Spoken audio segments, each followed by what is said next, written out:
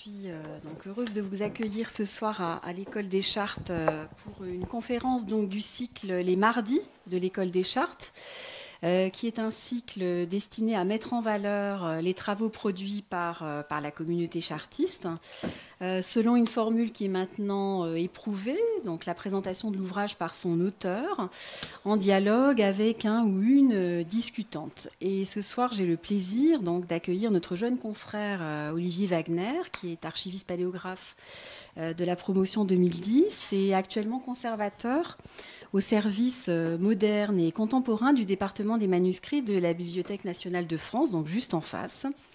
Olivier Wagner est l'éditeur avec Carrie Landfried des Lettres d'Amérique de l'écrivaine Nathalie Sarraute, ouvrage qui vient de paraître aux éditions Gallimard. Et j'ai également le plaisir d'accueillir comme discutante Madame Mireille Kalgruber, qui est professeure de littérature et d'esthétique à Paris 3, à la Sorbonne Nouvelle.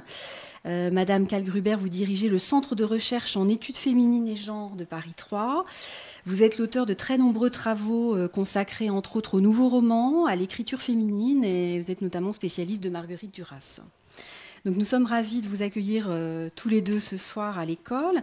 Avant que de vous céder la parole donc pour aborder la question des lettres d'Amérique, je tenais à dire à quel point je suis heureuse de votre présence, dans la mesure où cette présence me permet d'insister d'une part sur le fait que l'expertise de l'écrit, qui est celle de l'École des Chartes, s'applique non seulement, c'est souvent l'image qu'on en a d'ailleurs à juste titre, aux sources historiques, aux sources de la pratique, aux documents d'archives, notamment médiévaux, modernes, mais aussi dès l'origine aux sources et aux œuvres littéraires, à commencer évidemment là encore par celles du Moyen-Âge, mais pas seulement, puisque désormais, dans ce domaine comme dans d'autres, le champ d'expertise de l'École des Chartes, notamment en matière d'édition scientifique et critique, s'est élargi considérablement et étendu pour s'intéresser au savoir, aux sources les plus contemporaines. Donc un très grand merci à tous deux pour votre présence ce soir et je vous cède sans plus tarder la parole. Je vous remercie beaucoup, Madame la Directrice, à la fois de votre invitation qui me touche beaucoup, puisque c'est ma première grande édition dans une très grande maison d'édition, mais aussi parce que ça me permet de me retrouver ici à l'École des Chartes après quelques années, et je ne saurais trop évidemment insister sur tout ce que cette école m'a apporté comme ouverture d'esprit, comme opportunité, et c'est ce qui me permet aujourd'hui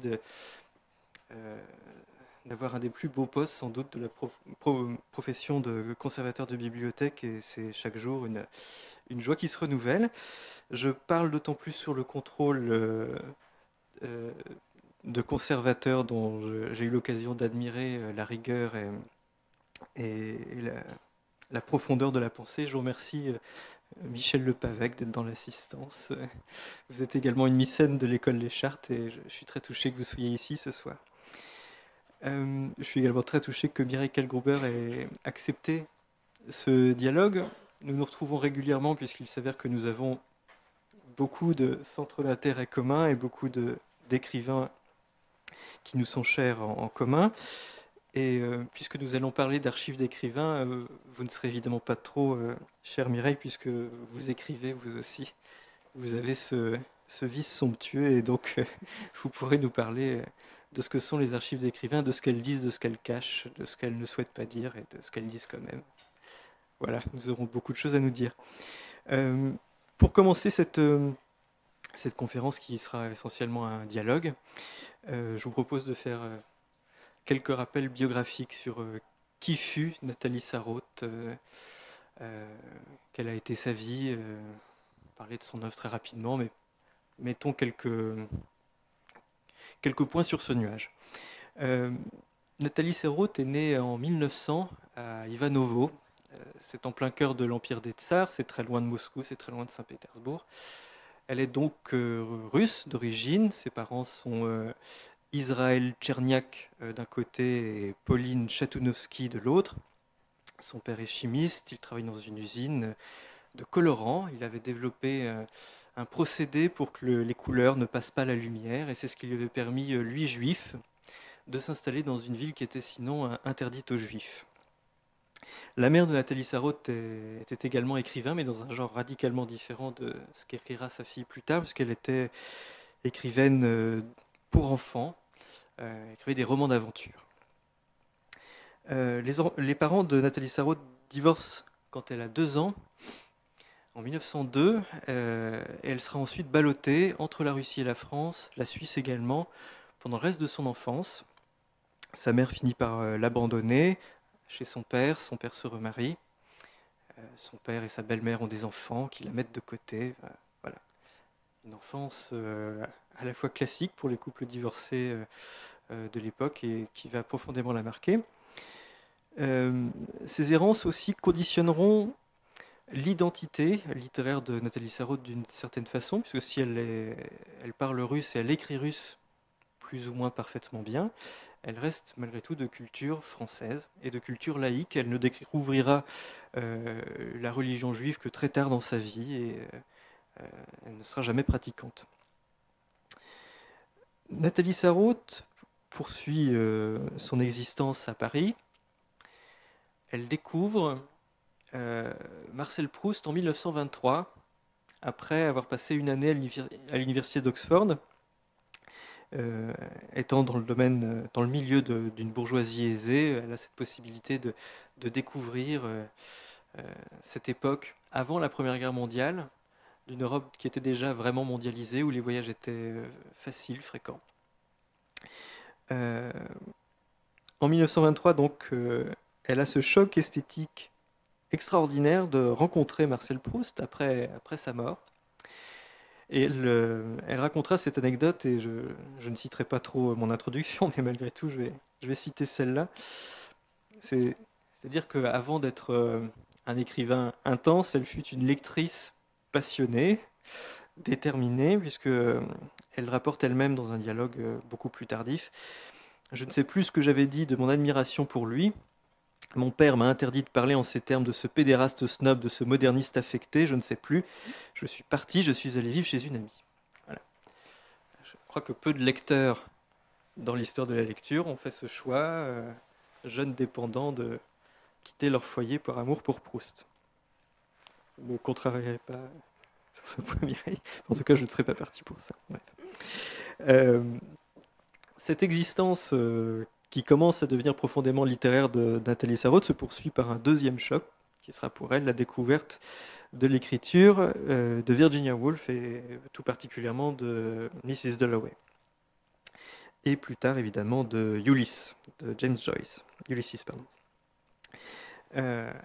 Arrivée à cette période-là de sa vie, Nathalie Sarraute est convaincue qu'il n'est plus possible d'écrire, qu'on a déjà écrit les chefs-d'œuvre ultimes de la littérature, que la littérature est morte. Voilà. Entre-temps, elle a connu malgré tout une existence matérielle concrète. Elle a rencontré en 1925 sur les bancs de l'université son futur mari, Raymond Sarraute, qui lui est plutôt issu d'une bourgeoisie provinciale catholique réactionnaire. Donc ces rencontres sur les bancs de l'université de deux personnes si différentes sera malgré tout l'occasion d'un immense amour et d'une rencontre qui durera jusqu'à la mort de Raymond Sarraute en 1985. Nathalie Sarraute devient avocate, puisqu'elle ne pense pas pouvoir se consacrer à l'écriture, évidemment, puisqu'elle ne pense pas qu'il soit possible de continuer à écrire dans ce contexte-là. Elle a 3 enfants, Claude Sarraute, Anne Sarraute, Dominique Sarraute, chacune née en 1927, 30 et 33. Arrivée à ce moment-là de sa vie, cependant, Nathalie Sarraute sombre dans une très profonde dépression. Elle est très peu convaincue par la pertinence de ses choix de vie à ce moment-là, le rôle de femme mariée, de mère au foyer ou d'avocate. Elle plaide des affaires pénales qui la dépriment profondément. C'est à ce moment-là, malgré tout, que l'écriture commence à jouer pour elle ce qui sera le rôle qu'elle jouera pour elle jusqu'à la fin de sa vie, c'est-à-dire qu'il en sera la partie la plus importante. Elle commence à écrire Tropisme à partir de 1932. Elle le termine beaucoup plus tard, en 1938-1939. C'est un très court texte, Tropisme. Ce sont quelques épisodes, quelques brefs visions, quelques phénomènes qui sont décrits, de choses vraiment à la périphérie, quelque chose de très flou, très vague, qu'elle publie en 1939. Évidemment, comme elle est un très jeune écrivain et qu'elle écrit des choses très en décalage par rapport à son temps, c'est une œuvre qui paraît dans la plus parfaite indifférence. Elle vend 300 exemplaires de son premier livre. Il faut dire aussi que le contexte n'aide pas. On est en 1939, la guerre déjà ne fait plus aucun doute. Et Nathalie Sarraute connaîtra ensuite très profondément ce que sera pour des millions de personnes en Europe et dans le monde l'horreur de la guerre, de la Seconde Guerre mondiale, puisque juive d'origine étrangère, elle est victime des premiers décrets du régime de Vichy. Elle est radiée du barreau de Paris dès 1940, dès octobre 1940. Et pour éviter à son mari de subir le même sort, puisque c'est un Français marié à une juive étrangère, elle divorce de son mari. Et évidemment, ils ne se séparent pas, c'est un divorce pour maintenir une source de revenus. Ils se remarieront des années plus tard pour des raisons fiscales. Les moteurs de l'amour. Elle frôle l'arrestation à plusieurs reprises, elle est dénoncée. Et malgré tout, elle réussit pendant cette période à écrire son premier véritable roman, Portrait d'un inconnu. Portrait d'un inconnu qui va marquer Jean-Paul Sartre, qui va le lire d'une manière que ne l'aurait pas lu Nathalie Sarraute elle-même. Il en parlera comme de l'anti-roman. Peut-être que nous en parlerons tout à l'heure. En tout cas, Nathalie Sarraute commence dès le sortir de la guerre, puisque elle a terminé son roman, elle commence à collaborer avec Les Temps modernes, la revue de Jean-Paul Sartre et de Simone de Beauvoir. Dès 1945, elle publie un certain nombre d'articles de critiques littéraires, comme par exemple Paul Valéry ou L'Enfant d'éléphant, où elle règle son compte à cette figure inamovible de Paul Valéry qui vient de disparaître. Elle publie Portrait d'un inconnu muni d'une préface particulièrement élogieuse de Jean-Paul Sartre en 1949, après avoir été refusée à plusieurs reprises par divers éditeurs, Gallimard, avant d'échouer chez Robert Marin. Son deuxième roman, son premier roman, deuxième livre, est publié, est vendu à 400 exemplaires. Voilà. Le reste du stock est vendu au prix du poids du papier quelques années plus tard. Tout cela pour dire que nous arrivons dans les années 1950 et que Nathalie Sarraute n'a toujours pas émergé comme écrivain. Elle travaille dans une indifférence, elle est une figure périphérique des lettres françaises, très périphérique. Et cependant, elle a posé un certain nombre de jalons qui vont être récupérés, compris par une génération de jeunes écrivains, plus jeunes qu'elle, et qui vont se structurer, plus ou moins selon leur gré, peut-être grâce au génie de Jérôme Lindon, qui en animant sa collection aux éditions de Minuit, parlera de nouveaux romans. C'est une étiquette qui leur collera jusqu'à la fin de leur jour chacun, qu'ils renieront tous, et cependant qui leur permit de trouver une audience qu'ils n'auraient sans doute pas eue chacun avec leurs recherches précises. Donc Alain Robbe-Grillet, Michel Butor, Claude Ollier, Robert Pinget, j'en oublie. Ricardou. Jean Ricardou. Tous vont... et Claude Simon. Vous êtes là et j'oublie Claude Simon. C'était le fantôme dans la salle. Tous vont créer au cours des années 50 des romans qui vont les inciter les uns les autres à aller de plus en plus loin dans cette recherche littéraire. Et Nathalie Sarraute, Alain Robbe-Grillet, Claude Simon, tous feront à différents moments, seront tous les figures de proue de ce mouvement qui a autant de têtes que d'acteurs, dans des directions très différentes. Mais à la fin des années 50, on commence à revenir sur tout ce que fut l'œuvre de Nathalie Sarraute dans ces années-là. Une carrière dont elle n'était pas à la moitié de sa réalisation, puisque finalement l'autre moitié de son œuvre fut écrite quand elle avait déjà plus de 60 ans, quand elle était dans les années... Elle avait déjà plus de 70 ans, 80 ans, 90 ans. En 1961, elle tombe gravement de la tuberculose. C'est une rechute, évidemment. C'est une femme du 19e siècle, donc on avait ce genre de problème. Son médecin lui conseille, comme on disait alors, de mettre ses affaires en ordre. Elle change de médecin, ce qui lui permettra de vivre jusqu'à 99 ans. Nathalie Sarraute meurt le 19 octobre 1999. À 99 ans, elle approchait des 100 ans. Tout cela pour dire que ces lettres que j'ai publiées avec Carrie Landfried aux éditions Gallimard interviennent à ce moment de la carrière de Nathalie Sarraute où cette femme obscure qui travaillait solitairement en n'espérant plus être reconnue de son vivant est invitée partout dans le monde, dans les universités les plus prestigieuses. Chacune de ses conférences crée un émoi extraordinaire. Et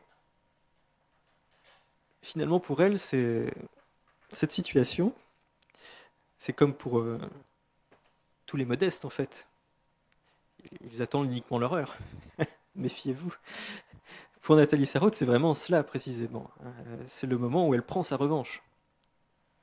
Elle est invitée partout. Ses conférences lui font gagner de l'argent. C'est un moment d'hilarité extraordinaire pour elle. Je ne vais pas revenir sur tout ce qui s'est passé pour Nathalie Sarraute après ce moment-là, parce que c'est le moment où elle cesse de devenir un personnage hermétique, et elle devient au contraire une figure inévitable des lettres, même si c'est dans le domaine du nouveau roman, donc ça n'empêche pas d'être catalogué sous l'angle de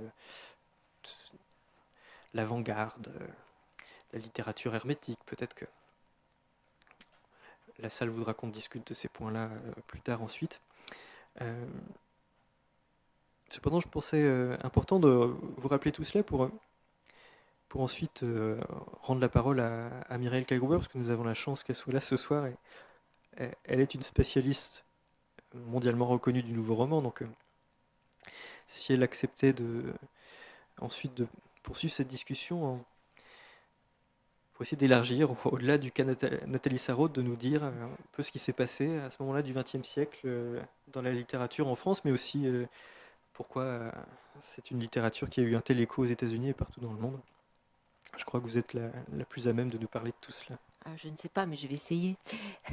Je vous remercie. Je voudrais d'abord remercier moi aussi Madame la directrice et dire mon plaisir d'être ici à l'École nationale des chartes avec qui je travaille aussi depuis pas mal de temps, notamment avec Florence Claveau, sur les manuscrits de Claude Simon et l'archive de Claude Simon. Et nous apprenons, grâce à elle, grâce à vous, bien des choses qui nous sont inconnues quand on est dans la littérature et dans l'esthétique. Voilà, donc merci beaucoup pour votre invitation et merci à Olivier de m'avoir convié d'abord à cette lecture dont je dois dire, puisqu'il n'y a que moi qui peux le dire, que ce livre, on va en parler ensuite, est magnifique pour ce qui est des lettres de Nathalie Sarraute, puisque c'est évidemment approcher d'un écrivain par des lettres et des lettres intimes, c'est autre chose que par ses écrits officiels et que c'est à la fois complémentaire et en même temps, c'est vrai qu'on a l'impression d'être vraiment au cœur de l'intime. Mais ce qu'il ne peut pas dire et que je vais dire moi, c'est que ce livre, il vaut au moins autant par les notes, par tout le travail d'entour historique, histoire de la littérature, rapport justement entre les universitaires des deux côtés de l'Atlantique à cette époque-là, qui éclaire d'une manière magnifique une époque qui est déjà très loin pour beaucoup d'entre nous et pour toute une génération de jeunes chercheurs, et que cette remise en perspective et cette mise au point, qui parle, qui est qui fait quoi à cette époque-là, est très très importante. Donc merci et à Olivier Wagner et à Carrie Landfield d'avoir fait ce travail-là. Parce qu'une chose est d'exhumer une mémoire et l'autre de la mettre à la portée des lecteurs aujourd'hui, ici et maintenant. Alors pour en revenir, Olivier, à votre question, en vous écoutant d'ailleurs dérouler la vie, la biographie de Nathalie Sarraute, je me disais qu'il y a vraiment deux Nathalie Sarraute. Il y a vraiment cette Nathalie Sarraute dont vous parlez, l'enfance peu heureuse qu'on retrouve dans son livre Enfance, où elle a très très bien explicité sur le plan fictionnel tout ce qu'elle a pu traverser de joie et de tristesse et d'anxiété dans ses années de jeunesse. Donc il y a cette femme qui effectivement a quand même eu une vie un peu de femme traquée, que ce soit parce qu'elle était un peu abandonnée de ses parents, un peu parce que, et beaucoup parce qu'il y a eu effectivement le fait que juive, elle a été dénoncée, elle a dû se cacher, qu'elle a dû divorcer, bref, tout ce que vous racontiez. Et puis, il y a le personnage que nous connaissons davantage et qui est cet écrivain arrivé, abouti, signataire d'une œuvre extraordinaire et très très singulière, malgré l'entour du nouveau roman où on a essayé effectivement de mettre tout le monde à peu près sur le même plan, alors que comme vous le disiez très justement, chacune a suivi sa voie, tout en étant... Alors je dirais que le nouveau roman, pour faire rapide, c'est d'abord finalement un groupe qui n'a jamais existé comme tel, donc il reste un ensemble un peu inabordable, un peu imprécis, et qui s'est plutôt défini d'abord par les refus, plutôt que par des refus d'esthétique et par des refus d'écriture, par rapport à un roman qu'on disait alors traditionnel, et qui était, disons, en gros, le roman à la Balzac, autrement dit, un roman visant le réalisme et ce qu'on appelle la représentation en littérature, autrement dit, quelque chose qui aurait été une photographie de la réalité. Ce qui évidemment est exclu, puisque toute écriture, tout travail de fiction est dès lors une élaboration et donc un travail de la forme et non pas une photographie de la réalité telle qu'elle. Et on sait bien que même les photographies sont des choses déjà cadrées et donc déjà élaborées selon un certain point de vue. Donc ce nouveau roman, en effet, qui a commencé par être en fait pas du tout le nom donné par un écrivain, mais donné par un journaliste, par un critique littéraire, Émile Henriot, du Monde, qui, ne sachant pas comment appeler ces romans bizarres qui sortaient, qui n'étaient plus lisibles pour certains, il les a appelés, nouveaux romans. Alors on a aussi appelé ça autrefois l'école du regard, puisque beaucoup de ces romans étaient centrés sur des descriptions plutôt que sur des actions. On l'a appelé en effet à un certain moment l'anti-roman, parce que justement ça ne suivait plus les règles esthétiques du roman classique. Et puis donc, nouveau roman, étonnamment, est le terme peut-être le plus vague, mais celui qui a résisté.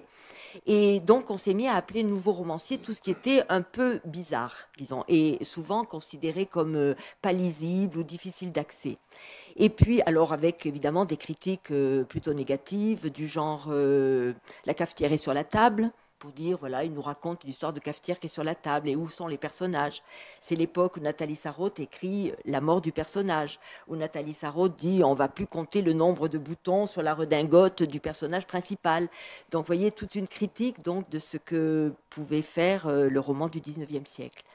Et donc, ce n'est que... Alors, ils ont, à tour de rôle, effectivement, pris un peu la relève. Mais au départ, il faut quand même dire que la doyenne, c'est donc Nathalie Sarraute. Et c'est en effet, vous avez raison de dire qu'elle commence avant la guerre et qu'elle est celle qui pose les jalons de cette nouvelle forme d'écriture, très influencée en effet par les romanciers russes et plus encore par Virginia Woolf.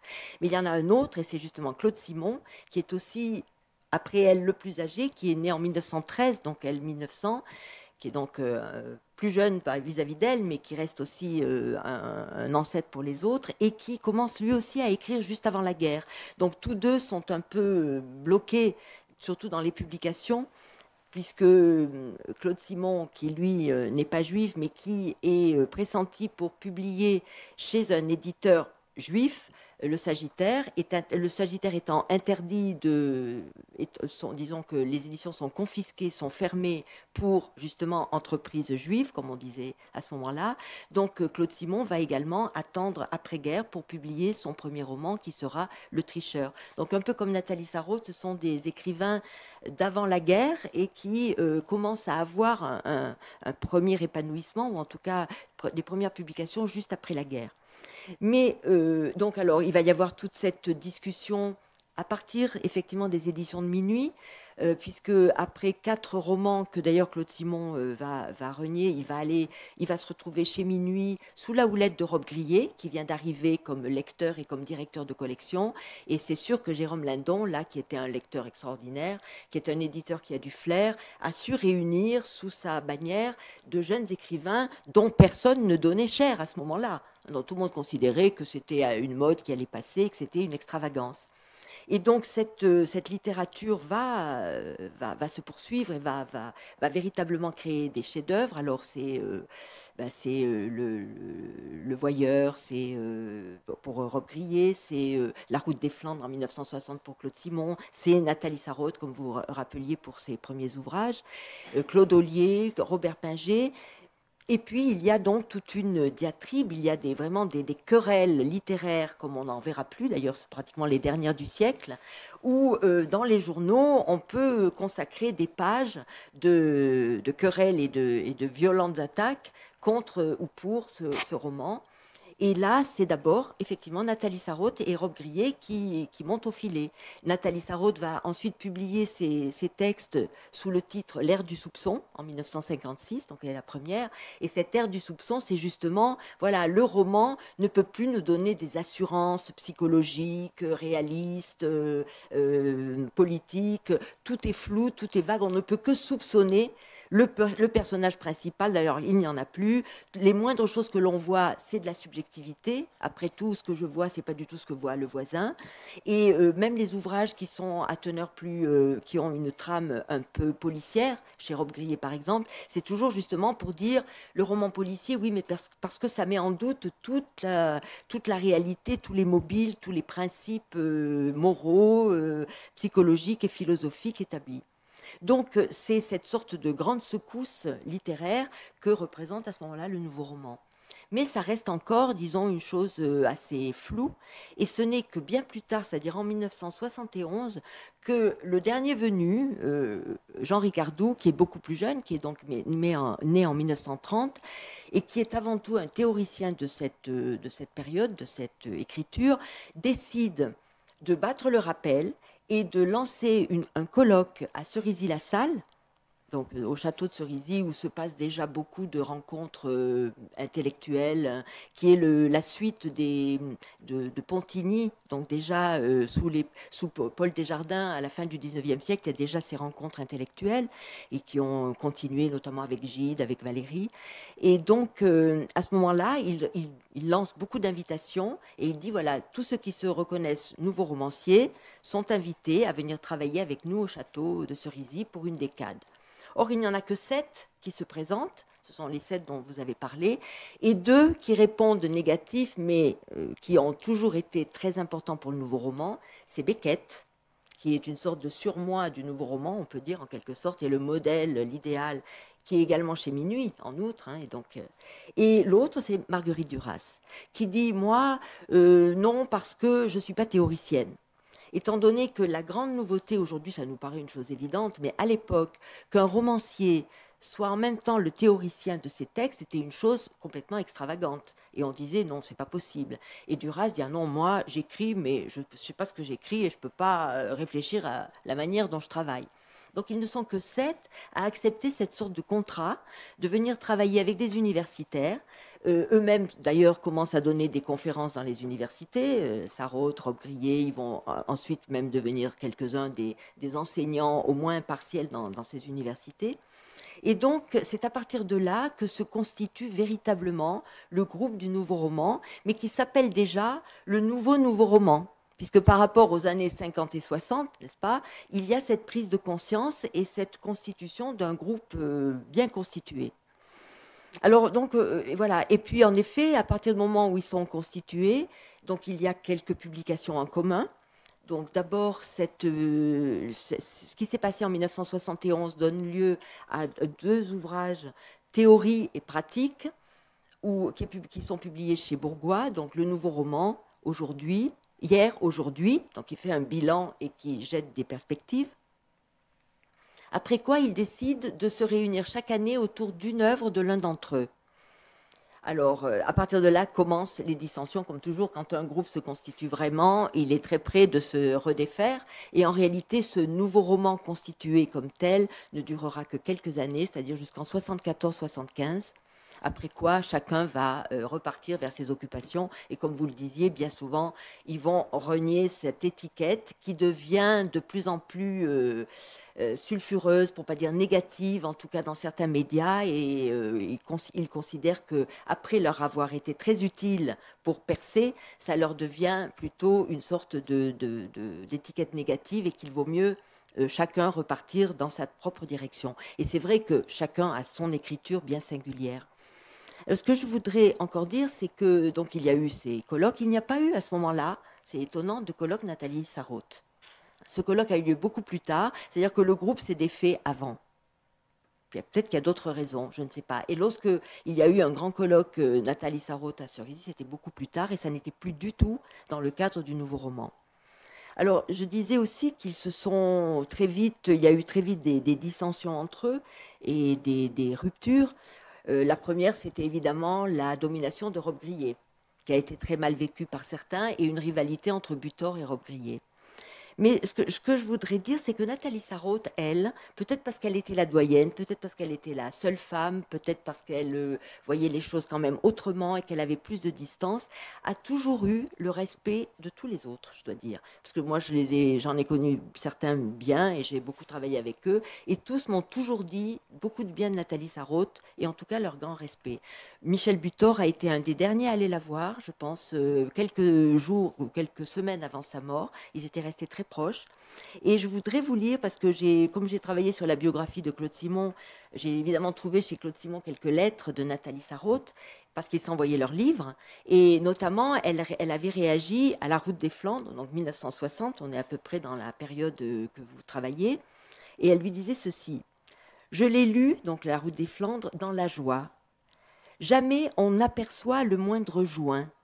Tout vient d'une seule coulée. Et si, à chaque instant, on est ébloui par des passages étonnants, ils se fondent dans le tout, animés d'un même souffle. C'est un organisme vivant. C'est cela, je crois, une œuvre d'art. » Donc cette question de l'organisme vivant, qui me paraît être un terme qui convient en fait très bien aussi aux ouvrages de Nathalie Sarraute. Cette manière qu'elle a de travailler la sous-conversation, la conversation en liant les strates, les couches de langage et de conscience, et effectivement avec beaucoup de fragments, mais le tout glissant de l'un à l'autre avec une sorte d'étonnant revirement, quelquefois, qui montre à quel point l'humain, c'est peut-être le plus beau miroir de l'humain, cette manière que l'humain a de se retourner sur un mot, sur une intonation, sur une syllabe. Je crois que tout en faisant le portrait de ce qu'elle aime chez Claude Simon, c'est évidemment son propre portrait d'écrivain qu'elle fait là. Donc voilà un petit peu ce que je retiendrai, disons, de cette question du nouveau roman, avec peut-être, pour en revenir à vos lettres, à ces lettres, le fait que quand elle arrive donc aux États-Unis, en Amérique, parce qu'effectivement les lettres d'Amérique, c'est vraiment l'Amérique pour elle à ce moment-là, et je trouve que le titre, qui est tout simplement descriptif, est en même temps très bien trouvé parce qu'il est métaphorique. Lorsqu'elle arrive ainsi, elle bénéficie quand même de l'aura du nouveau roman que les États-Unis découvrent et que les universités américaines adorent à ce moment-là. Alors, interrogation, elle va aux États-Unis où elle est effectivement triomphalement reçue. Cependant, elle est la dernière des nouveaux romanciers à aller aux États-Unis. Ils sont tous allés avant.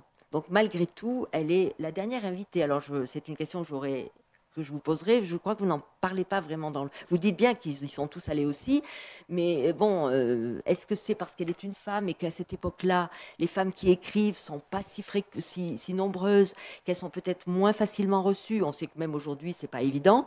Donc, est-ce que c'est ça? Est-ce que c'est parce qu'elle-même s'est tenue en retrait? C'est vrai que vous avez dit elle a été malade. D'ailleurs, c'est aussi intéressant. La tuberculose, c'est la maladie effectivement de ces écrivains à cette époque-là. Claude Simon, pareil, on pense à Barthes, on pense à plein d'entre eux qui ont eu également cette relation-là, et à mon avis qui est très importante pour l'écriture, cette relation au corps, à la difficulté respiratoire, au souffle. Enfin, il y a plein de choses là qui jouent énormément, je crois, dans l'écriture. Enfin bref, pour en revenir à cette question de cette tournée triomphale aux États-Unis, elle bénéficie du nouveau roman Et en même temps, elle le reçoit, vous le dites très justement, et c'est d'ailleurs très impressionnant de voir cette dame quand même âgée, pour pas dire cette vieille dame de 64 ans, qui est comme une petite fille, à qui on fait un cadeau et qui est reçue et qui se sent devenir un personnage important. Je crois qu'on passe effectivement là de la personne au personnage, qui se voit par les yeux des autres et qui tout à coup s'aperçoit qu'on peut l'aimer. C'est incroyable comme le mot aimer revient un nombre impressionnant de fois. On m'aime, elle m'aime, tous m'aiment. Donc il y a quand même là aussi un déficit de reconnaissance qui est impressionnant et qui fait que ces lettres sont touchantes.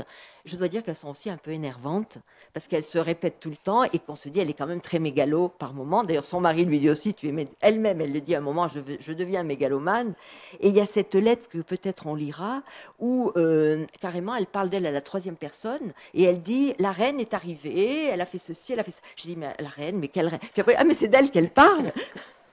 Donc on sent là, en même temps c'est merveilleux parce que c'est des lettres à son mari. Donc autre question que je me suis posée, est-ce qu'elle est tout le temps dans une écriture sans surveillance ou est-ce qu'elle se surveille quand elle écrit, même quand on l'écrit à son mari, en se disant ce sont des lettres qui vont peut-être rester? Je ne sais pas. J'ai de l'habitude de la correspondance de Butor qui, à mon avis, se surveille toujours. Il a des magnifiques lettres, mais toujours. Claude Simon qui fait le brouillon pour la moindre carte postale, il fait des brouillons qu'on retrouve au dos des manuscrits. Donc, ce ne sont quand même pas non plus des personnes qui écrivent complètement débridées et relâchées, voyez. Donc, je me demande, et en même temps, comme vous dites, même quand on surveille, comment dire, on laisse filtrer des tas de choses qu'on ne pensait pas laisser filtrer. Donc, de toute façon, c'est très intéressant. Bref, ce sont toutes ces questions-là qui me paraissent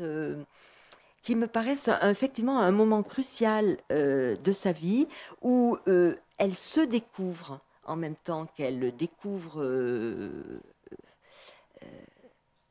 qu'elle appartient à une histoire, qu'elle appartient à une histoire littéraire, qu'elle appartient à un moment historique de la pensée, de la littérature, mais carrément de la pensée, puisqu'elle dit bien, bon, la politique, non, mais après tout ce qui est de l'ordre de la philosophie, du rapport à l'humain, de ce que c'est justement un être humain, il y a plein de réflexions là que l'on entend et qui, évidemment, se trouvent déjà inscrites dans son écriture. Alors, je crois que tout ça fait un mélange extrêmement intéressant, un peu détonnant. Moi, je l'ai aperçu, je n'ai jamais approché Nathalie Sarraute, mais en outre, ce qui m'a toujours un peu impressionné aussi, c'est ce côté presque androgyne de Nathalie Sarraute. Ça, c'est aussi une question de ma part. C'est la seule femme du nouveau roman, mais qui a toujours, me semble-t-il, un peu caché ou en tout cas pris des distances par rapport à une certaine féminité. On est quand même à une époque où les féminismes, et notamment aux États-Unis, sont forts, où elle connaît Violette Leduc, où elle est proche, où elle n'est pas proche, mais où elle est en difficulté ou même en retrait par rapport à Simone de Beauvoir. Il y a Monique Wittig aussi près d'elle, donc c'est étonnant comme ces questions-là, elle n'en parle jamais. Le nouveau roman n'en parle pas non plus d'ailleurs. Donc est-ce que c'est à cause de cela Et je me souviens que c'est quelqu'un qui donc on n'a pas l'impression qu'elle intervient en séductrice. Elle était toujours, moi je l'ai toujours vue avec un imperméable sans couleur et sans forme, et coiffée pas très bien, enfin, je veux dire sans grande coquetterie et sans recherche de séduction vis-à-vis du public. Or là, elle dit qu'elle a un succès fou. Cela dit, elle a une parole, évidemment, une parole d'avocate d'abord, et je pense qu'elle a effectivement une maîtrise de la langue qui est extrêmement attrayante. Quand on pense que c'est quelqu'un qui a écrit l'usage de la parole, qui est capable de peser chaque mot, de faire tourner un mot comme sterben ou comme le mot amour et d'en donner toutes les facettes avec des mini narrations qui sont extraordinaires. Je pense que là, on se rend compte à quel point, effectivement, dans sa parole orale, elle a dû subjuguer son public. Cela dit, je crois qu'elle faisait aussi des conférences en anglais. Donc, elle est dans les deux langues. Et donc, ce qui est aussi intéressant, et ça m'a toujours fait, et ça m'a étonné aussi de la part de Claude Simon, c'est qu'ils font le tour des États-Unis avec une conférence qu'ils répètent tout le temps. Et cette conférence est increvable. Je me souviens quand une fois j'avais demandé à Claude s'il me donnait cette conférence. Il m'a dit non, mais si je te la donne, j'en aurai plus. Je peux pour la publier. Parce que je l'avais invité dans une université au Canada. Il m'avait dit non, mais si je te donne ma conférence, moi j'en ai plus. Donc c'était vraiment la conférence de la tournée, quoi. Roman et réalité. En plus, c'est vraiment le sujet basique, disons. Donc voilà, tout ça donne un peu aussi, je trouve, une époque. Il y a une certaine époque de là qui est quand même très différente de celle d'aujourd'hui. Même la tournée aux États-Unis, je pense qu'elle marque peut-être aussi quelque chose qui vient encore de l'après-guerre.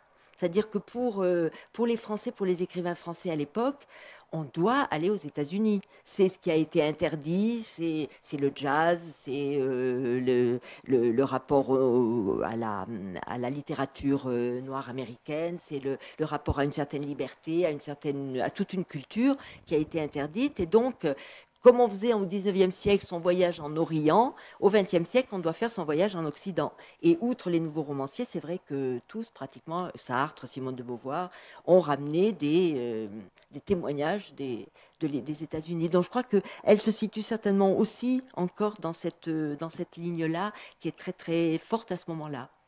Voilà, c'est à la fois des questions et en même temps des points d'exclamation, de joie et de plaisir à la lecture de ce livre, à la réception de ce livre. Merci beaucoup Mireille. Je ne vais pas reprendre toutes vos questions dans l'ordre parce que je préfère qu'on échange. Oui, on peut faire sous forme de conversation. On va continuer comme ça, mais c'est un point très intéressant que vous avez soulevé pendant votre reprise, c'est-à-dire Nathalie Sarraute qui arrive en dernier aux États-Unis. Effectivement, alors que c'est la plus âgée, c'est celle qui a, disons, commencé le plus tôt. Et en fait, c'est le résultat du seul acte politique de Nathalie Sarraute, qui pourtant avait 99 ans pour en faire... elle aurait pu en faire plus, mais c'est un acte en plus qu'elle va regretter parce que ça lui aura posé beaucoup de problèmes, mais bon, elle l'a fait. Elle était une des signataires du manifeste des 121. Mais Claude Simon aussi, Butor aussi, Oui. Robbe-Grillet aussi. Donc tous, ils étaient... Tous, mais sauf Pinget, parce qu'il était, lui aussi, il était menacé. Ouais. Je ne sais plus de quoi. Alors pour Nathalie Sarraute, c'est vraiment ce qui va lui poser problème pour cette tournée de conférences. Parce qu'en fait, les discussions pour la faire venir aux États-Unis commencent déjà à la fin des années 50, au début des années 60. Elle n'y va finalement qu'en février-mars 1964. Donc en perdant le soutien des services diplomatiques français, qui mécénaient le voyage, qui était quand même beaucoup plus coûteux qu'aujourd'hui, une traversée transatlantique en avion, c'était pas exactement le même prix que maintenant.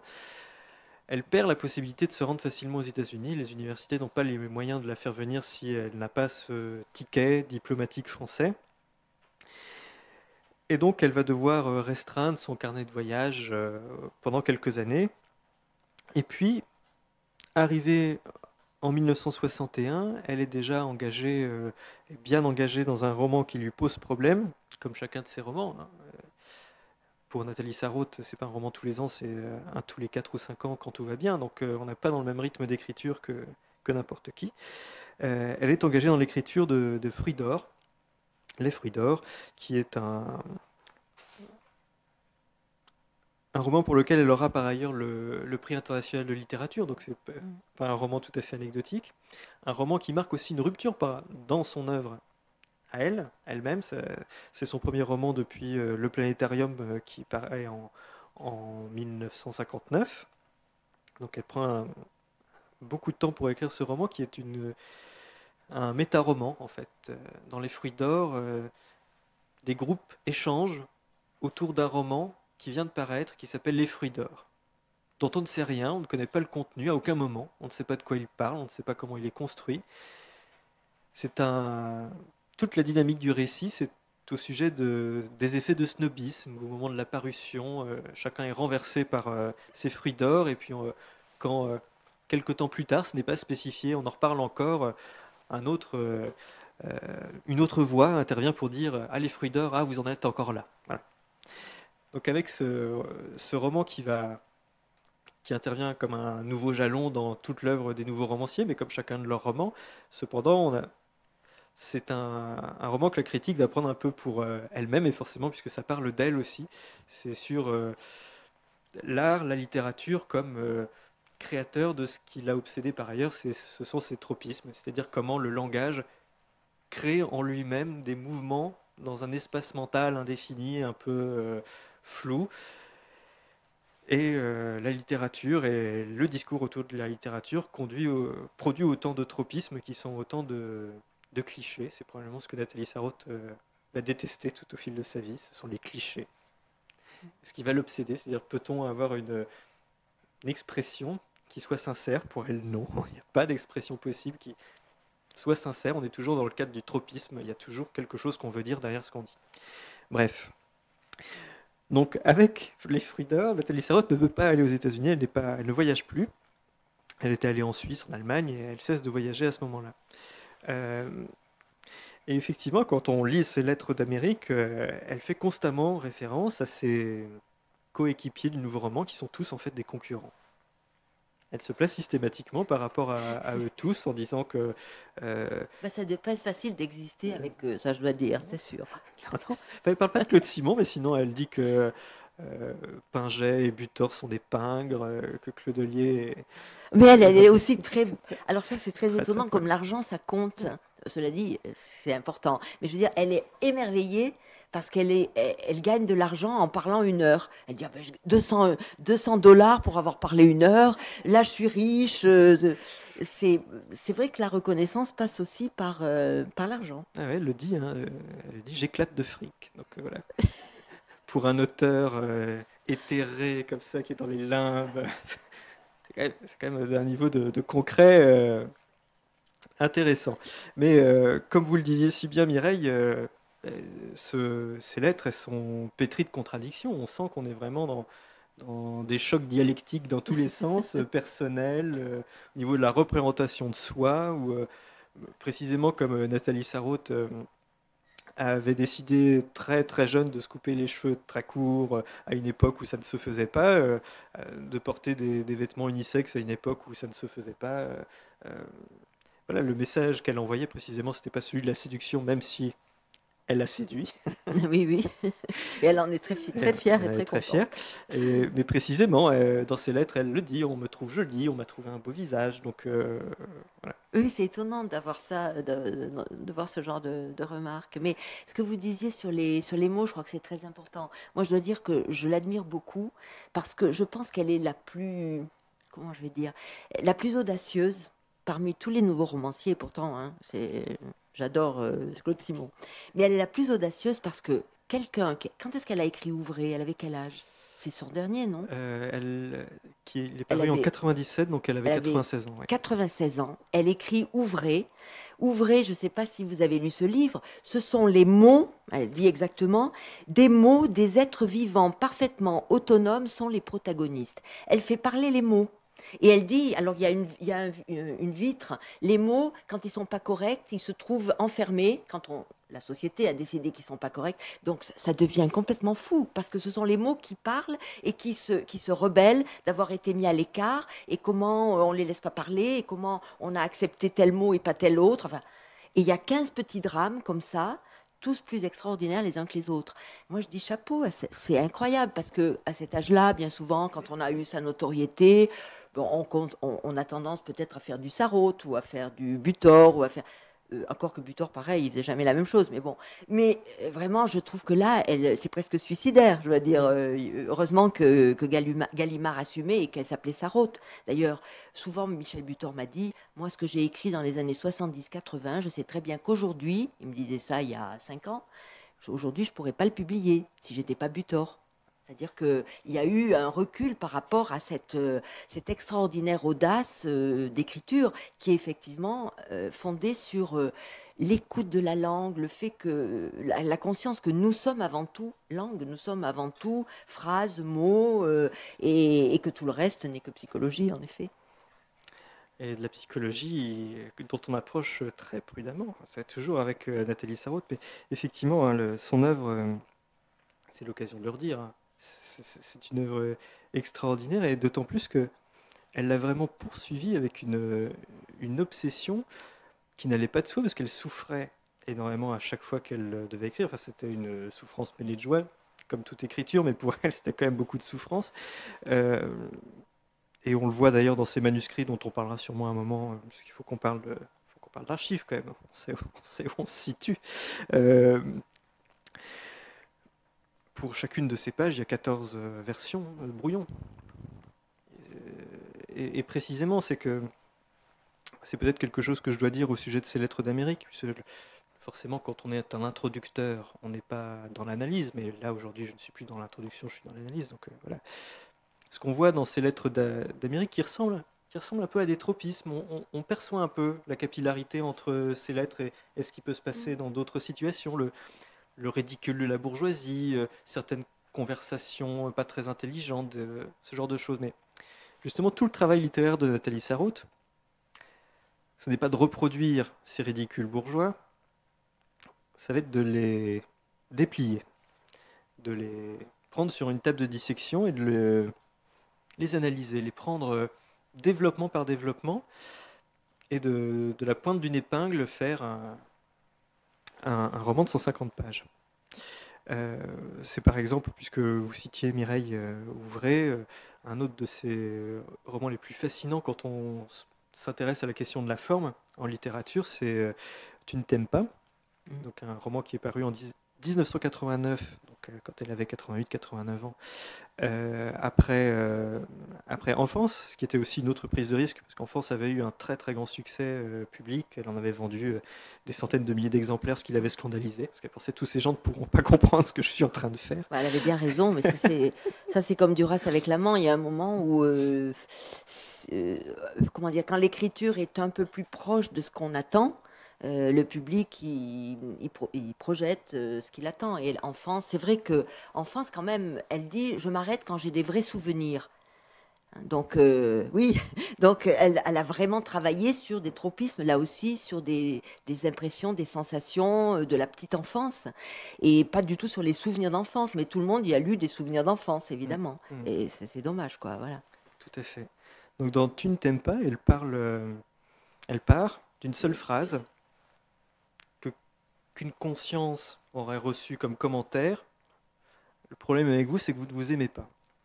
Et à partir de cette seule itération, le sujet se désagrège avec une série d'interrogations sur tu ne t'aimes pas, mais qui n'aime pas qui? Tu sais quoi? Et ça va se transformer en magma de sensations qui va s'étirer de plus en plus.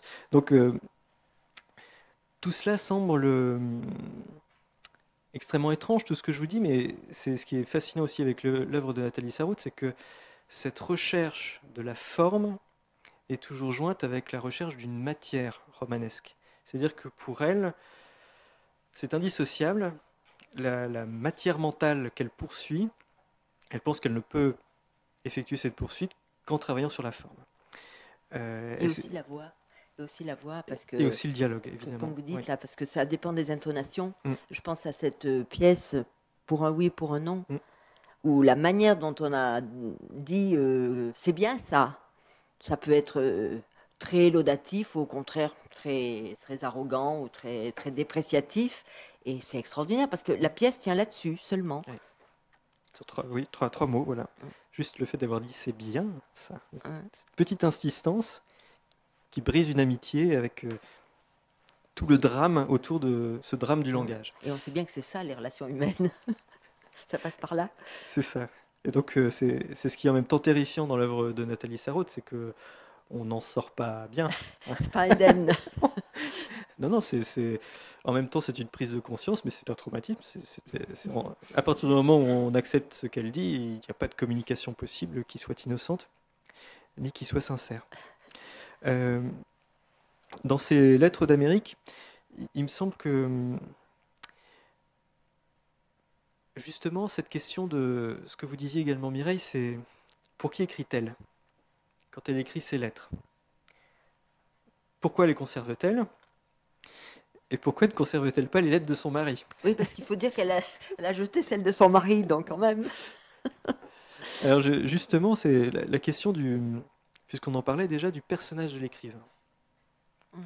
Et à partir du moment où un écrivain écrit dans le but de le publier, cesse-t-il vraiment, continue-t-il d'écrire pour lui?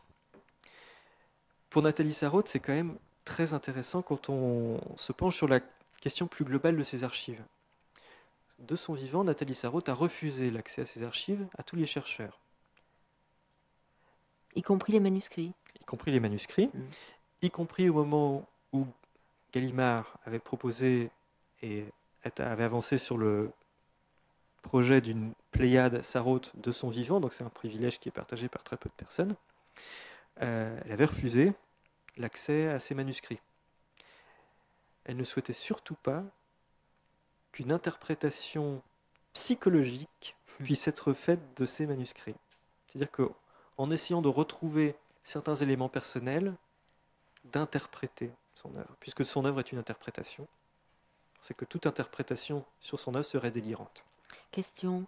Est-ce que justement revenir, ça c'est vraiment une question pour les archives, les archivistes, est-ce que revenir au manuscrit, c'est pas justement se prémunir du psychologisme en interprétation, puisque le manuscrit c'est quelque chose de tangible, c'est des traces, c'est des ratures, il y a toute une matérialité de l'écriture, et il me semble que au contraire ça permet de ne pas délirer dans des interprétations. Enfin, j'aurais eu presque l'attitude inverse.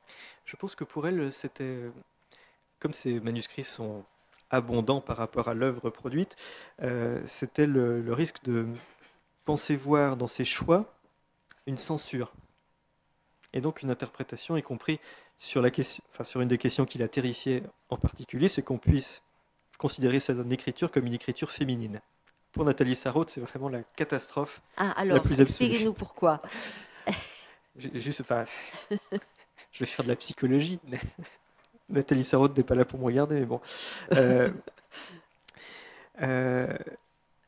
Pourquoi ne veut-elle pas faire une écriture féminine? C'est une question qui est vraiment troublante. Puisqu'elle est une femme, elle a 3 filles donc, qui ne sont pas apparues spontanément. Elle a été mariée pendant 60 ans. Donc ce n'est pas un être de pure littérature et totalement asexué. Pourtant, sa littérature, elle est totalement asexuée. Et puis, c'est une œuvre du 2e, 20e siècle, plutôt, dans laquelle la sexualité ne joue aucun rôle, à aucun moment. Les seuls éléments de sexualité qu'on peut trouver, c'est dans Marthereau, où le narrateur suspecte un adultère entre sa tante et le personnage Marthereau, qui est un des personnages principaux. Dans France aussi, non? Dans France, il y a... Enfin, je n'ai jamais lu comme ça, mais je pense qu'il doit y avoir des choses aussi. Mais c'est vrai que c'est tout à fait... On est dans la forme, on est dans le travail de la forme, ce qui n'empêcherait pas. Et dans l'informe de l'enfant. Mais qu'est-ce qu'elle a comme prévention contre le féminisme? Parce qu'elle a à côté d'elle des grands écrivains femmes. Elle a commencé par Virginia Woolf, qu'elle admire. Ah oui, et puis elle traîne derrière elle celles qui seront les théoriciennes d'un féminisme très radical.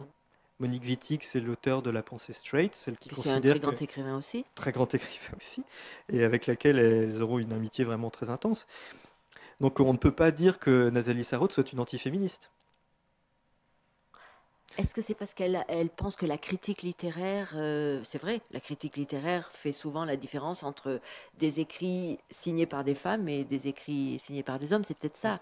Elle ne veut pas tomber dans ce piège, dans cette dépréciation finalement ambiante à l'époque. Peut-être c'est ça. Je crois que c'est exactement ça, c'est-à-dire qu'elle commence à être reçue dans les années 40, une époque qui est violemment machiste, et on est dans un retour à l'ordre qui est très, très violent, et surtout pour les femmes. Et Nathalie Sarraute décide d'être un écrivain, pas une écrivaine. Ça. Elle fait un choix politique, je crois, de sortir de l'assignation au sexe féminin en faisant une œuvre, je vais néologiser, inassignable. Ouais, pour elle, c'est le général, quoi, comme dit. C'est le général, c'est le neutre. C'est l'agenré. Donc, une des pistes pour comprendre aujourd'hui l'œuvre de Nathalie Sarraute, à mon avis, c'est à partir des idées du queer. C'est-à-dire que la négation de la différenciation entre hommes et femmes, et avoir construit toute une œuvre sur cette indifférenciation, c'est pas non plus l'avoir ignoré, c'est l'avoir pleinement pris au corps et en avoir fait quelque chose. Et est-ce que vous parliez de l'archive, est-ce que sa correspondance avec Wittig, avec avec Violette Leduc est révélatrice d'autre chose ou peut éclairer ces questions-là? Alors, les lettres reçues par Monique Wittig sont vraiment passionnantes. J'aimerais beaucoup vous les lire ce soir, mais malheureusement, la famille de Monique Wittig n'est pas très favorable pour le moment à ce genre de projet. J'espère leur faire changer d'avis un jour, parce que pour ces deux écrivaines si fascinantes, là, on a vraiment une matière extraordinaire. Ces lettres sont stupéfiantes. On n'arrivera jamais à s'échapper, Mireille, de tout ce qu'on a à se dire ce soir, mais je vois l'heure tourner, je ne sais pas exactement Vous jusqu'à... devriez nous lire une lettre, et puis peut-être... vous ne voulez pas nous lire une lettre de... On se lit quelques Sarraute. lettres en se répondant Si vous voulez, je ne sais pas, ça dépend si vous voulez que dans la salle il y ait des questions, mais je pense que c'est bien d'entendre un peu... Oui. On va quand même lire un extrait. Oui. Voilà. Alors, par exemple, jeudi 13.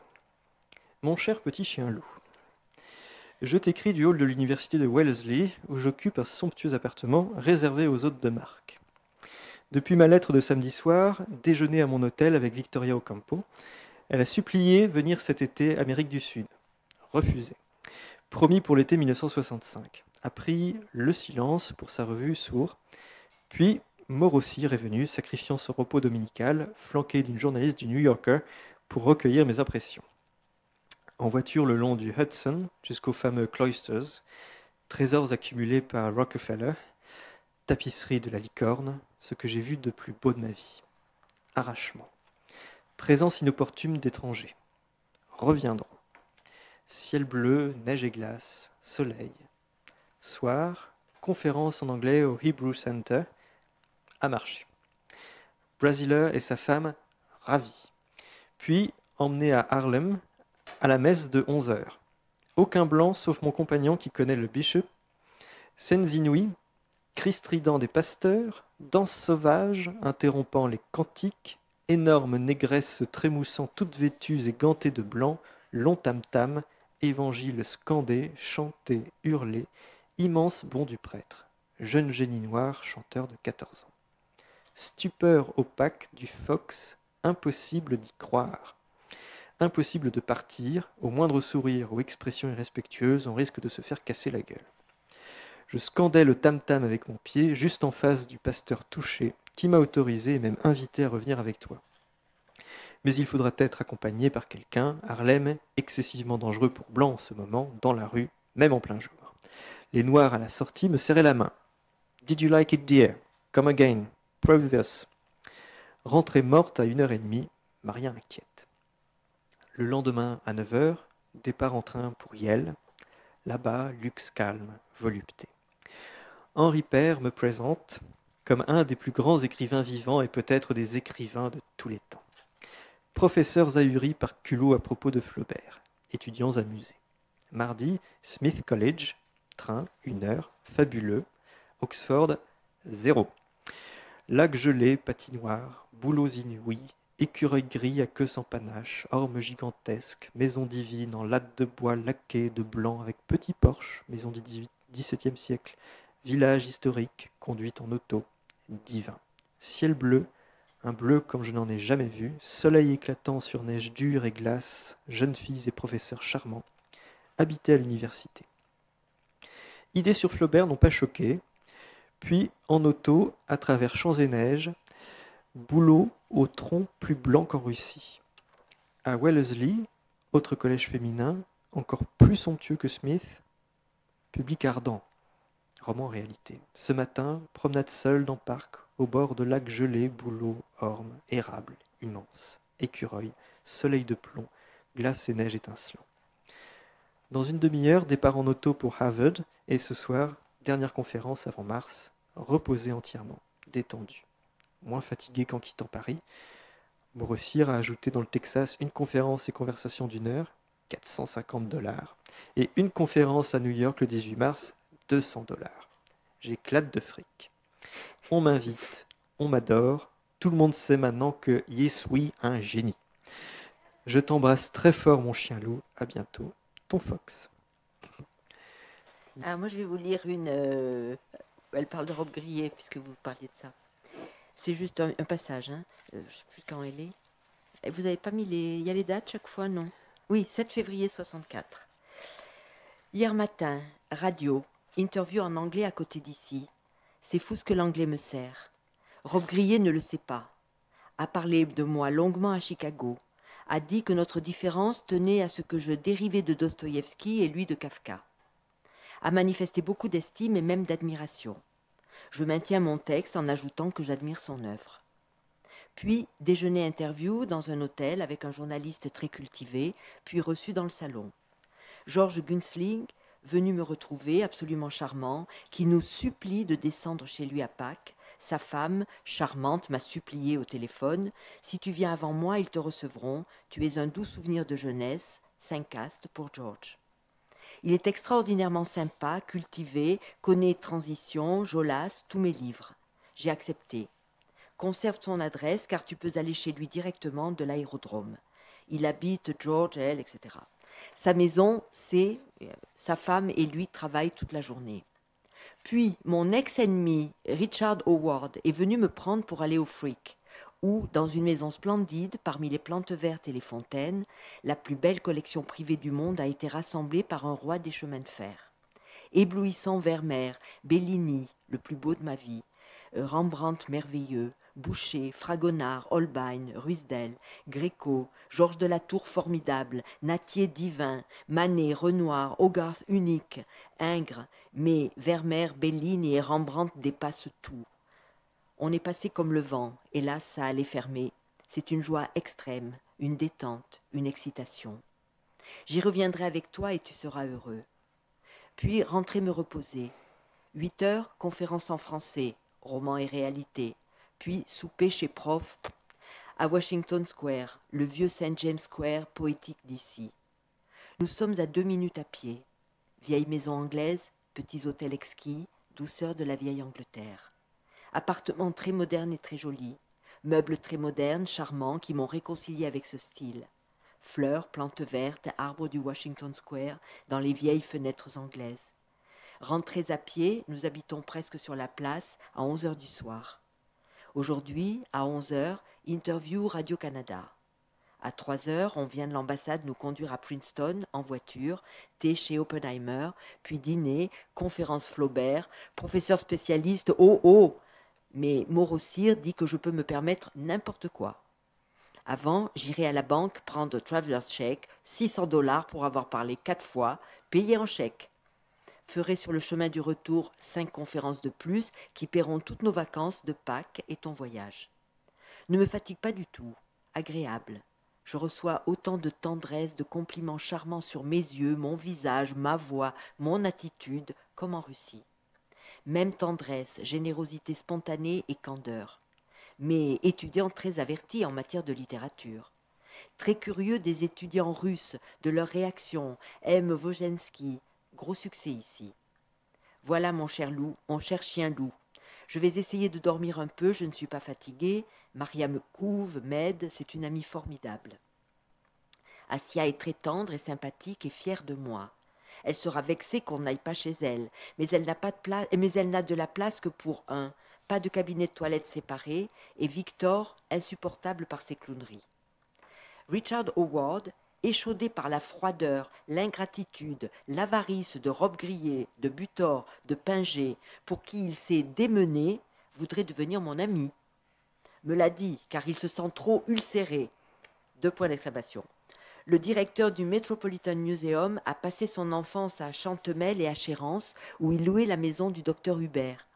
Il adore mes livres et mes conférences et m'attend pour me faire visiter le musée. Mais quand je suis accompagnée, je ne profite pas beaucoup.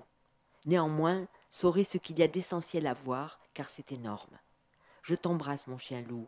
Baisers et tendresse aux mômes, petits et grands, ton Fox.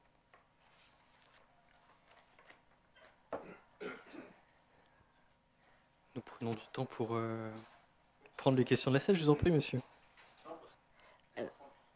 Oui, moi je pense que, en tout cas, c'est ce qu'il a fait écrire. Ça, c'est sûr. Elle écrit avec tout ce sac à dos dont vous parlez. Je crois que Olivier l'a très bien dit, l'écriture a été pour elle aussi parce qu'elle n'était pas très épanouie ni très heureuse d'être avocate. Et je crois que l'écriture a été véritablement pour elle un sauvetage, une sauvegarde, et tout ce travail, parce que qu'est-ce qu'elle fait sinon justement étaler la souffrance que l'on a tous, des petites souffrances de rien du tout, mais qui sont énormes. Le moindre mot qui vous blesse, qui vous démolit complètement, l'autre s'en est même pas aperçu. Ben je crois que c'est tout ce qu'elle a vécu sur sa peau tout le temps. Et dans enfance, comme petite fille, la manière dont son beau-père lui renvoie son cahier avec ses fautes d'orthographe, ça a été la plus grande souffrance de sa vie. Et on voit bien que c'est cette petite fille-là, à l'orthographe défectueuse et qui a la dignité de se mettre à écrire, c'est celle-là qui écrit tout le temps. Donc c'est ce qui fait que ces lettres, c'est pourquoi je disais, elles restent très touchantes parce qu'il y a cette petite fille qui est toujours là. Et la reine, c'est évidemment la compensation. Elle est enfin reconnue, elle est enfin aimée. Le mot aimer est tellement fort. Même à son mari, elle lui dit toujours tu m'aimes, hein, ce que tu m'aimes, à la fin des lettres. Donc oui, je pense. Enfin, c'est la réponse que je donnerai. Tout à fait, oui, mais c'est dit très clairement dans ses lettres. Hein. Ah, si les Tcherniak voyaient ça. Donc, elle parle de sa belle famille, de ses demi-frères, sœurs. Voilà. Sur les dimensions psychologiques de la motivation de l'écriture de Nathalie Sarraute, je pense qu'à la fois, c'est vrai. On n'écrit pas comme ça, on n'écrit pas tout court quand on va bien, on écrit quand quelque chose ne va pas et qu'on a besoin d'exprimer quelque chose.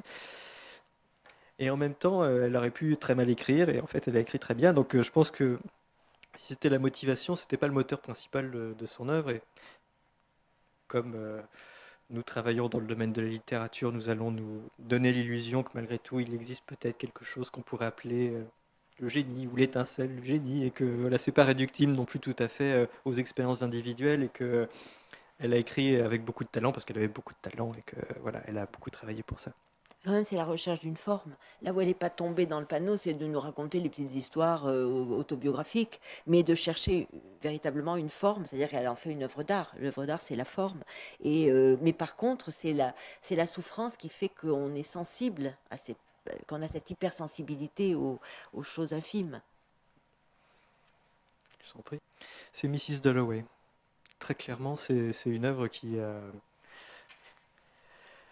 Nathalie Sarraute, elle s'est structurée autour de cette découverte d'œuvres qui l'ont tellement bouleversée qu'elle avait le sentiment d'être elle-même ravagée. Je ne sais pas si vous avez fait vous-même cette expérience de la littérature, mais moi, quand j'ai découvert Nathalie Sarraute, effectivement, j'avais l'impression qu'il restait un champ de flammes derrière. Elle avait tout renversé, elle avait découvert quelque chose qui m'avait vraiment changé. Mon axe de perception était changé. Elle avait eu cette propre perception avec Virginia Woolf et Mrs. Dalloway.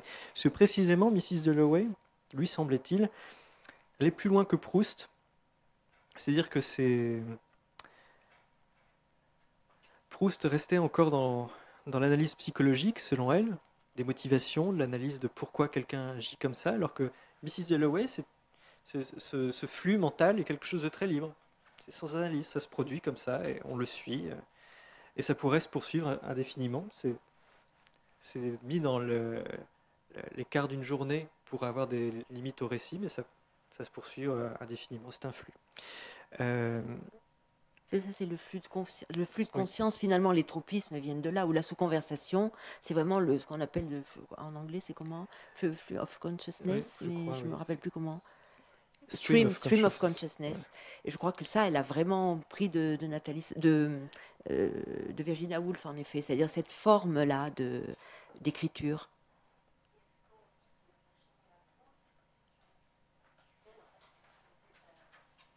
Un écrivain femme?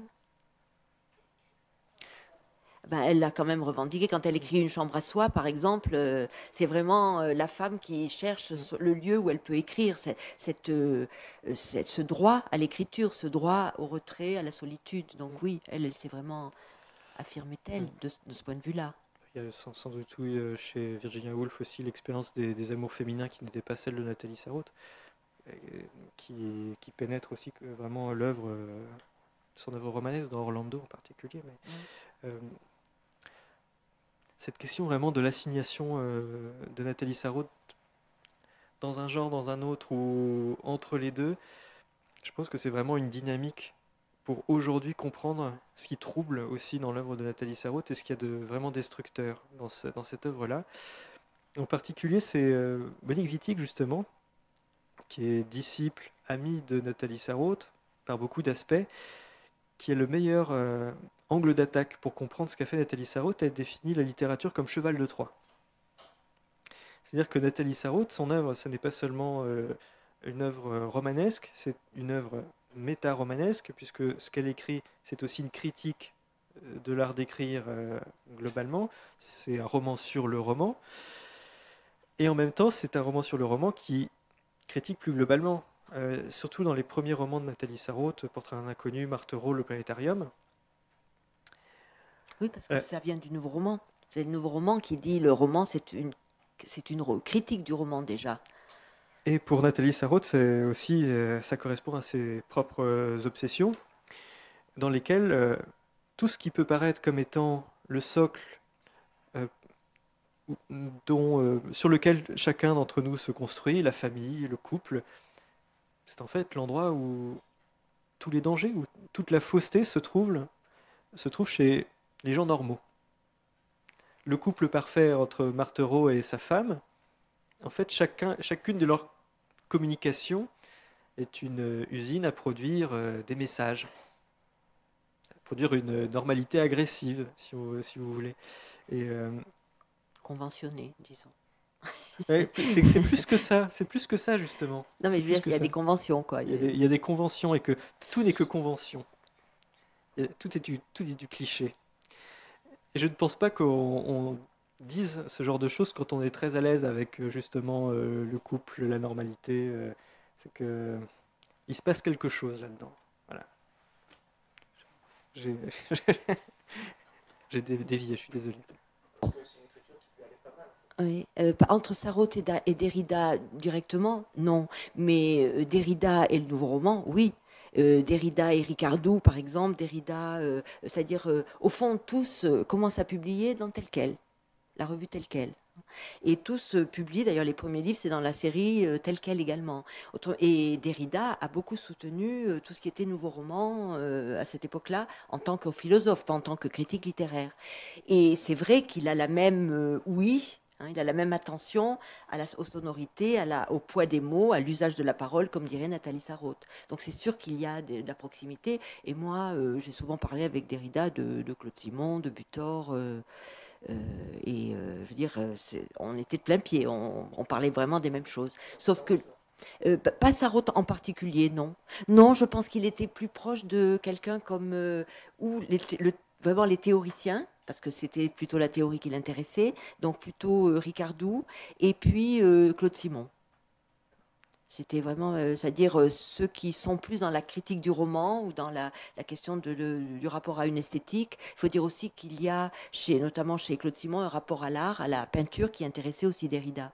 Donc tout ça fait qu'il était... Mais je veux dire, d'une manière générale, tout ce que faisait le nouveau roman a beaucoup intéressé Derrida. Plus que l'Oulipo, étonnamment. Ou peut-être pas si étonnamment que ça, d'ailleurs. Mais oui, c'est ça.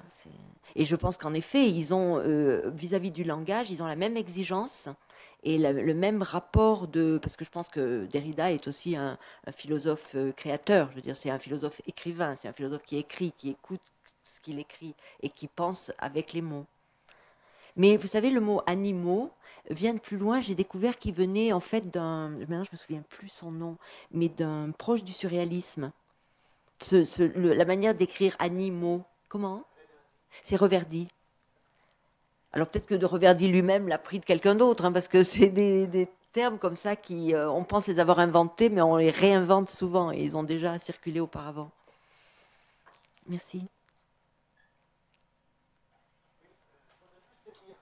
Alors, je vais répondre en deux temps. C'est très clairement, Nathalie Sarraute se posait sur cette ligne de crête, justement. C'est-à-dire qu'elle considérait que ce qui l'intéressait, la matière mentale qu'elle explorait, était asexuée parce qu'elle se plaçait suffisamment profond dans le sujet pour ne pas être pour ne pas être contraint par des éléments d'identification au-delà de l'existence de cette matière mentale. Donc, comment pourrais-je m'exprimer plus clairement? Elle pensait que les phénomènes mentaux qui l'intéressaient, par leur automatisme, se plaçaient en dehors de la sexualité, le genre. C'était quelque chose de plus fondamentalement humain. Voilà. C'était un neutre masculin parce que c'était un neutre humain. Donc ça, c'est le canon sarrautien, c'est l'orthodoxie sarrautienne, c'est cette analyse-là. Et j'aurais peut-être dû commencer par là plutôt que de me lancer dans des interprétations plus contemporaines. Mais pour Nathalie Sarraute, c'est très clairement ça. Hein. Le terrain où elle se trouve est dans un neutre d'avant la conscience. Voilà. Et par ailleurs, sur l'amour, ce n'est pas connu de tout le monde, parce que évidemment rien n'a jamais paru à ce sujet, mais après Ouvrez, paru quand elle avait 96-97 ans, Nathalie Sarraute s'était lancée dans une pièce de théâtre, où en fait le mot amour, le verbe aimer se retrouvait au chômage. C'est ça. On essayait de lui trouver de nouveaux emplois. Donc malheureusement, elle n'est pas allée très loin dans cette pièce de théâtre. Elle a commencé à écrire la première page, et puis les premières pages, et puis ensuite, voilà, l'âge l'a rattrapée très tard. Mais ça finit par se produire, et elle n'a pas pu terminer cette pièce. Voilà. Moi, je donnerais un peu une autre réponse à ce que tu disais. Je pense que finalement, il y a une écriture, ce que j'appelle une écriture féminine, qui est pas du tout, qui veut pas dire que c'est une écriture de femme. Je veux dire par là que c'est une écriture alternative. C'est pas une écriture qu'on attend, une écriture virile, comme on l'attend quand on dit un homme écrit, donc il écrit l'action, des trucs. Je veux dire, le fait même de cette profondeur d'analyse dans la sous-conversation, dans toutes les réactions épidermiques extrêmement subtiles, ça normalement, c'est ce qu'on attribue aux femmes, cette sorte de... Au XIXe siècle, les romans qui montrent les femmes tellement sensibles, en larmes, je sais pas, rougissant, prenant des selles, enfin, ça serait l'équivalent. Or, ce qui est impressionnant, c'est qu'en effet, comme c'est pas sexué, ça s'adresse aussi bien à un il qu'à un elle. Donc ça pourrait être aussi bien une attitude mentale, comme vous disiez, attribuée à un personnage masculin qu'à un personnage féminin. Et ça, c'est plutôt révolutionnaire. À mon avis, c'est dans ce sens-là qu'il faudrait la lire, c'est-à-dire montrer comment... Ce qui déstabilise, je pense, peut-être un lecteur masculin, c'est justement de se retrouver dans une hypersensibilité, une hyperaffectivité qui est plutôt attribuée aux femmes d'habitude. Et qu'évidemment, nous partageons tous, on est bien d'accord. Donc, le neutre dit cela. Mais comme on a cette division des tâches et des sexes et des rôles dans nos conventions sociales, c'est ça qu'elle fait bouger, je pense. Oui. Hein?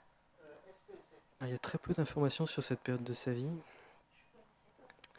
Parce qu'en fait, il y a très peu d'informations tout court sur la période de sa vie qui précède les années 50. Elle a fait le tri dans ses archives, hein. C'est très net quand on voit le fond Nathalie Sarraute, il reste très très peu de choses d'avant.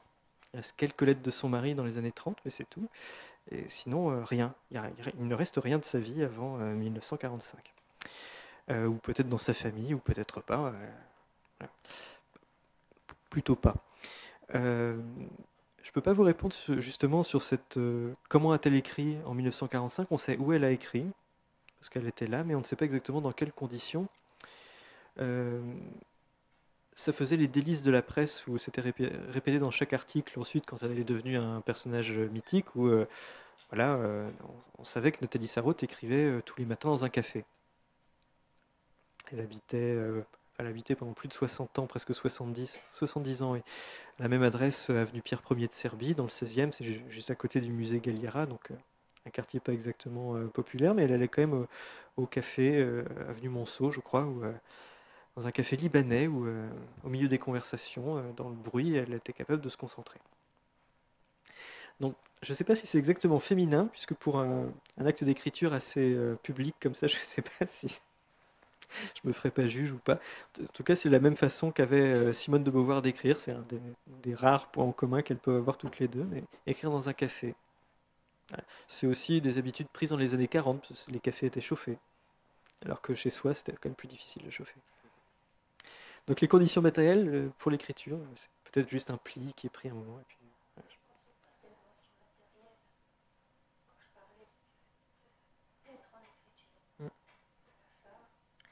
Par exemple, Derrida, puisqu'on parlait de Derrida, il en parle très bien dans Circonfession, quand il dit que lui, il a peur du sang, il lit l'écriture avec le rapport au sang. Et il dit comment lui, quand il écrit, c'est comme si quelque chose coule, comment il a peur du sang, comment les aiguilles, la plume comme une aiguille qui prendrait du sang, et comment au contraire le corps féminin est dans un tout autre rapport au menstru, à la régularité du sang. Donc, je pense que c'est de cet ordre-là que vous parlez. Et voilà, mais donc effectivement, c'est quelque chose à creuser de façon théorique, sans doute. Mais ça n'a pas été du tout fait, je pense, pour Nathalie Sarraute, par exemple. Non, je ne pense pas. Mais de même qu'elle-même n'encourageait pas du tout les lectures biographiques de son œuvre. Très clairement, tant qu'elle a eu la main dessus, elle refusait d'être considérée comme un sujet. Elle pensait que son écriture était tellement désincarnée qu'il n'était pas utile qu'on s'intéresse au personnage Nathalie Sarraute. Cette période de la Deuxième Guerre mondiale, pourtant, était traumatisante à plein de titres. J'avais parlé de la dénonciation, mais aussi, elle vivait sous une fausse identité. Elle avait des faux papiers. Elle était Nicole Sauvage pendant la durée de la guerre. Et pour éviter de se faire confondre avec une Nathalie Sarraute, elle avait contraint ses 2 plus jeunes filles qui vivaient avec elle de l'appeler Tante Nicole. Donc vous imaginez aussi le traumatisme pour les enfants qui ont à l'époque 8 ans, 12 ans, ce que ça peut être. Pendant toute la durée de la guerre, appelée Maman Tante Nicole. Et malgré tout, elle a écrit un roman pendant ce temps-là d'une extraordinaire intensité, très sombre, très très sombre évidemment, mais qui n'a rien à voir avec la guerre. C'est quelque chose de beaucoup plus urbain et bourgeois. Donc les conditions matérielles de l'écriture de Nathalie Sarraute, je pense qu'elle a fait vraiment tout ce qui était en possible, tous ses efforts les plus acharnés pour apparaître le moins possible dans son œuvre. Je crois.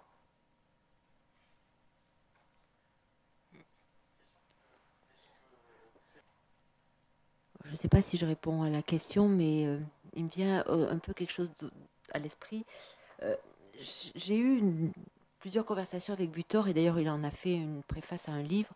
Il parle de la littérature dormante, quand il parle de toutes ces influences qui sont aussi bien les conversations à table, en famille, que les lettres, c'est-à-dire c'est pas vraiment la littérature, mais ça nourrit quand même quelque part l'œuvre ou le rapport à l'écriture ou le rapport à la langue de manière plus ou moins consciente et de manière plus ou moins infiltrée.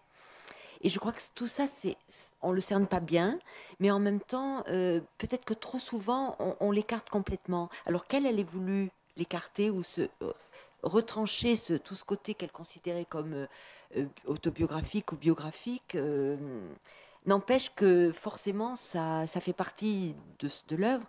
Et ces lettres, par exemple, les lettres d'Amérique, où on sent bien, comme vous dites, qu'il y a une sorte de creuser des langues, de creuser des cultures aussi. Et elle aime se trouver au carrefour de ces cultures. Visiblement, découvrir l'Amérique, c'est découvrir ça. J'ai l'impression que c'est découvrir le melting pot qu'est l'Amérique à ce moment-là, en tout cas, pour elle. Mais je crois que tout ça, et ces lettres y compris, c'est cette littérature dormante. C'est-à-dire que ce sont les strates souterraines, les nappes phréatiques, en quelque sorte, de l'œuvre et de la langue de l'écrivain. Je réponds peut-être pas tout à fait à ce que vous disiez, mais je le verrai comme ça.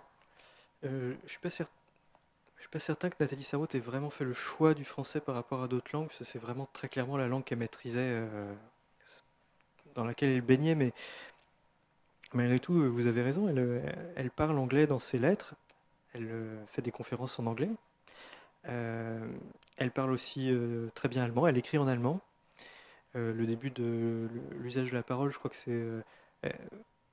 il y a le mot Sterben. Oui, c'est dans Enfance. Son premier souvenir dans Enfance, c'est sa bonne, qui est allemande, qui lui dit « Nein, das tust du nicht ». Non, tu ne feras pas ça.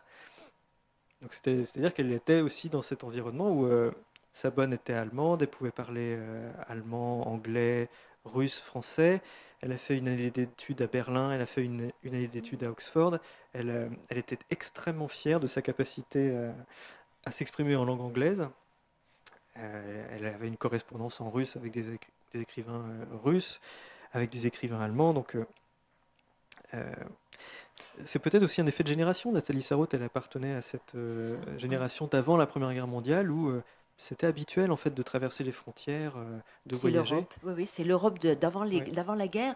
Claude Simon, juste après ses études, il s'en va, il traverse toute l'Europe, il fait son voyage en Europe, il va en URSS, et comme ça, quoi, il voyage, c'est un voyage d'apprentissage. Et c'est pareil, il traverse les frontières, il traverse les langues, ils se sentent pas étrangers. Il y a quelque chose là de cette pluralité polyglotte et pluriculturelle qui fait partie de la formation. Ce sera le cas aussi plus tard de Claudelier, mais ça dans un environnement totalement différent. C'est-à-dire que lui aura effectué des années de STO à Nuremberg, donc il en ressort germanophone par nécessité. Il s'installera au Maghreb, donc il parlera arabe. Il a également fait ce voyage aux États-Unis, donc il parle anglais. Et il y a des éléments très intéressants de correspondance entre Robert Pinget et Claudelier, où ils s'écrivent dans un sabir de toutes les langues possibles. I wanted to frag you, das ist nicht möglich. C'est mélangeant les langues, parce que même sont aussi dans une relation particulière au langage, mais je pense que c'est aussi un état d'esprit global. Nomade. Claudelier signait toujours en arabe. Claude, hein, toujours. Ouais, c'est vrai. C'est un amour des langues aussi, un amour de la diversité. Je crois que ça les a intéressés, effectivement. Et qui aura traversé son siècle. Oui. Ouais. Moi, je trouve que c'est un grand privilège de penser qu'elle est née en 1900, elle meurt en 1999. C'est extraordinaire, quoi. Elle a vraiment parcouru le siècle. Claude Simon, c'est presque ça. Lui, 91, elle allait avoir 92. Bon, c'est vrai qu'ils ont vécu tout et son contraire, quoi. C'est incroyable. Leur survie, Claude Simon en parle suffisamment avec ses romans de guerre, La Route des Flandres, et puis il revient sur cette question à plusieurs reprises. La survie de tous ces gens, s'est joué aussi à du hasard.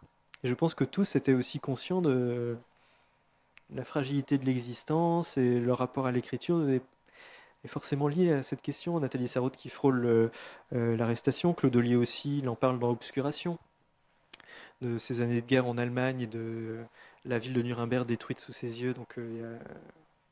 Oui, il y a l'éphémère de la vie et la fragilité qui est au cœur de toute leur réflexion, c'est sûr.